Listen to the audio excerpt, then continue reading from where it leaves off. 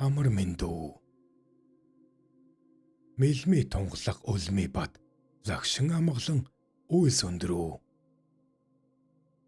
Тулааны вэртэй подкаст. Тангараг тонгорогноос хурц. Тонгорог хутагнаас хурц. Монгол ардын зүрэг. Хотог товилгаатын тухай домгууд. 10 дугаар хэсэг. Өвөр Монголын нэгэн хошуунд ноён хутагтын сүм нэртэй нэгэн сүм байдаг гин. Энэ сүм их сонин домогтой ажээ.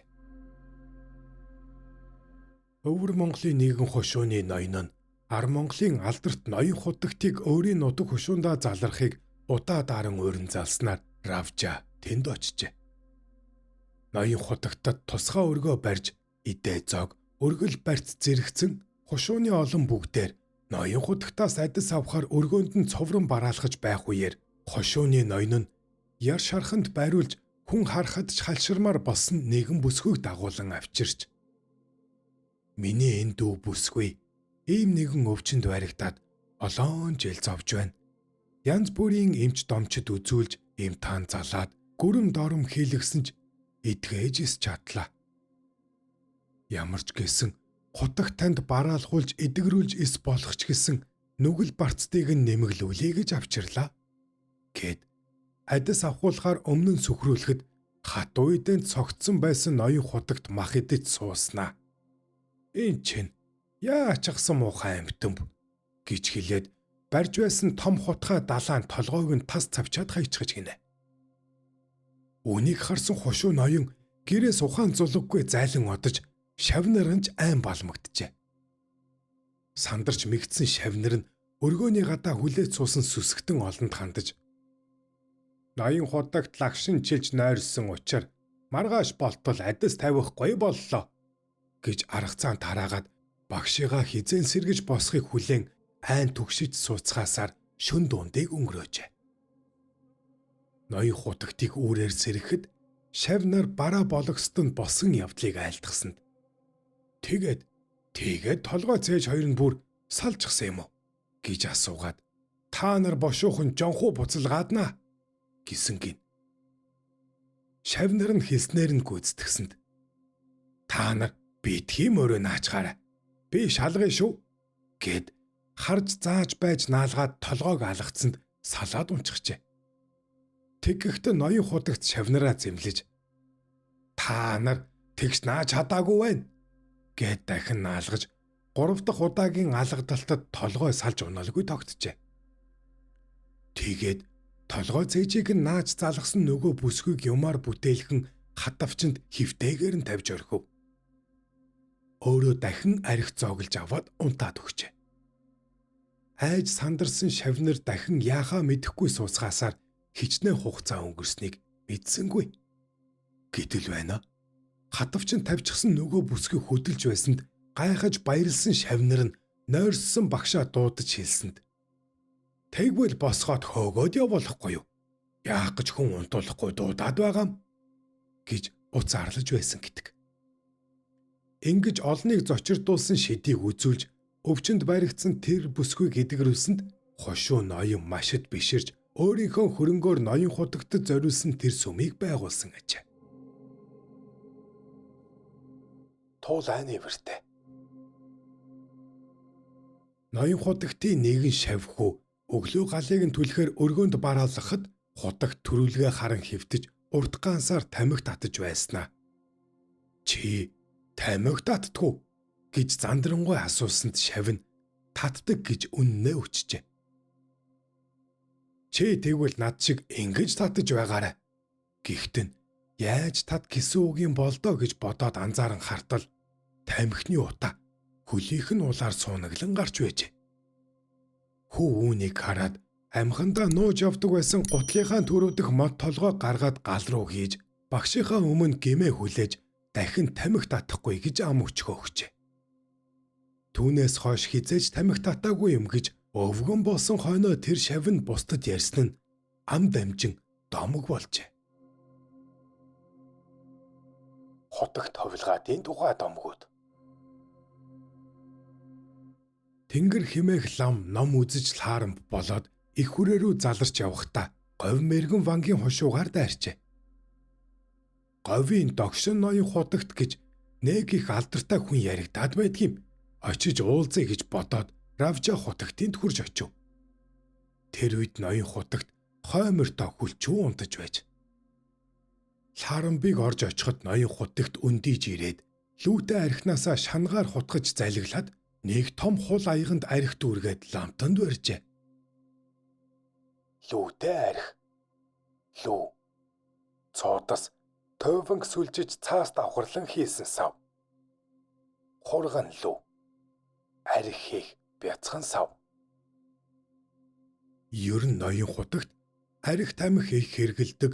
Хэрэглэхдээ унд цай мэт аягаар нь залгилж хамрын тамхиг чимэх халбгаар биш атгаар нь хамраа дасорж амны тамхигч зай чөлөөгөө татаж хүн хүнээс итгээд их хэрэгэлдэг.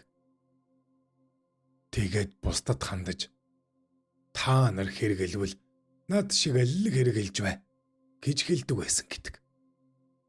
Лаарамп ноён хотогтыг архинаас барихад дургуйцэж би лам ховраг хүн гэж татгалцсанд ноён хотогт би ч бас ховраг хүнд арх шахаж өгөөд байдаг хүн биш.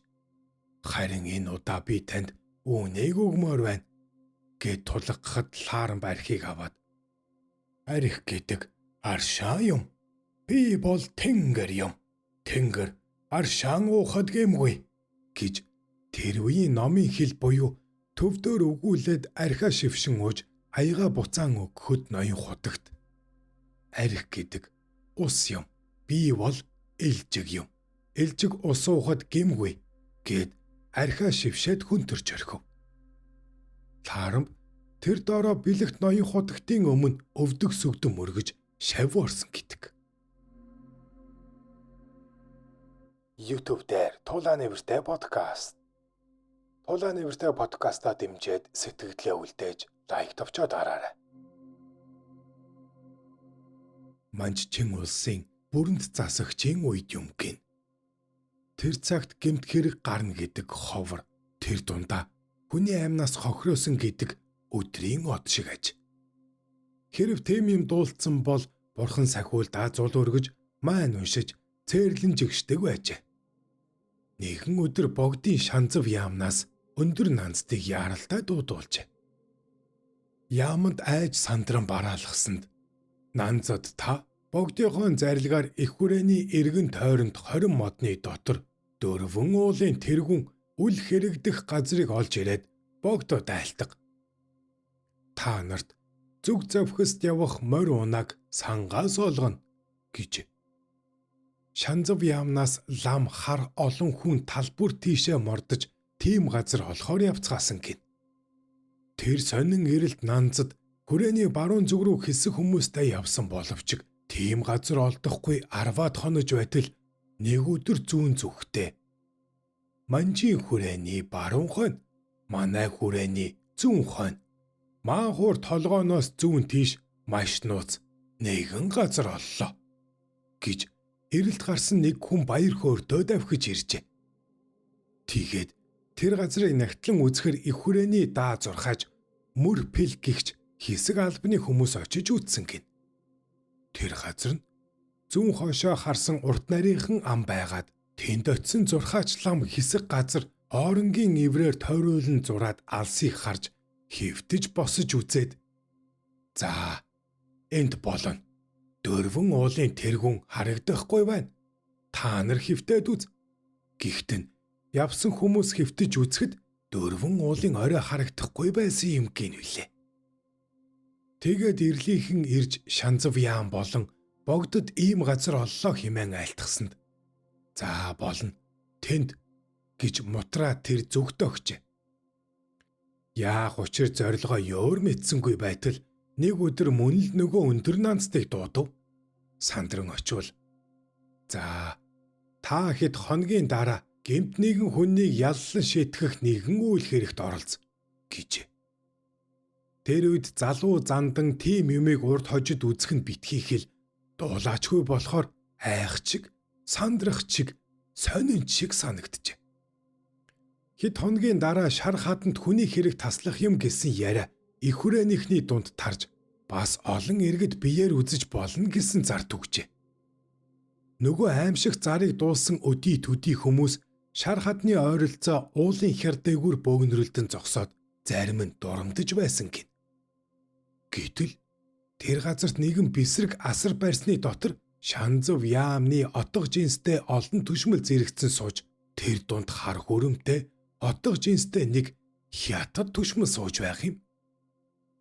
Тэр асрын хой талд барьсан цулгуй майхнаас гар хөлдөө гавтай цонхгор цагаан царайтай нэгэн хүний нүүрлүү харагдах цагаан малгай өмссөн цагаан хувцастай хоёр хятадын нэг нь хөтлөөд нэг нь араас нь дагаж ирээд асар цуусан улсын өмнө сүгдүүллээ. Тэр даруй хятад түшмэл их эзэн хааны зарилгын бичгийг хятад хэлээр уншаад өгсөختөн тэнд байсан нэгэн урдах дөрвөн хөлтөө ширээгээ өшөглөн дээш харуулв.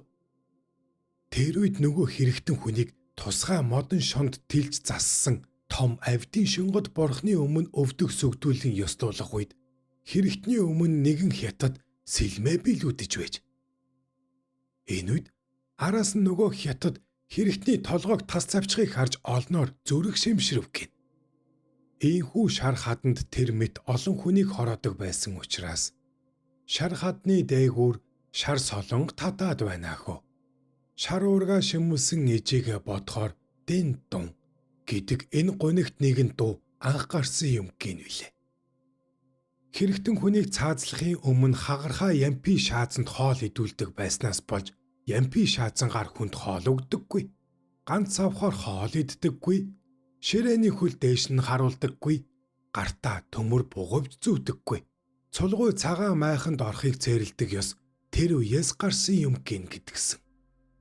Манжин хааны үед хүн амны хэрэгтэн хүнийг ховдын амбны газар улаагаар олон хоног сараар хүргэж очих завсраа хэрэгтнийг осолдох, алдах, хэрэг төвөг нэмж гаргах зэрэг явдал гарч байсан учраас богдын шанзав яамнаас энд байдлыг харгалзан их хүрээний ойр дөрвөн уулын тэргүүн үл харагдах газар ол гэсэн зарилгийг дагаж шар хадыг олсон юм гинэ.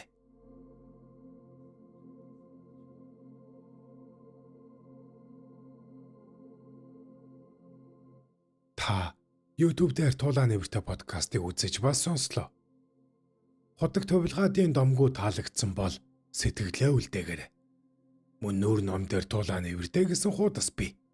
Нүүр номоор аялахдаа хуудсыг минь дагаарай. Танд таны гэр бүлд эрүүл их аз жаргал хамгийн сайн сайхан бүхний хүсье.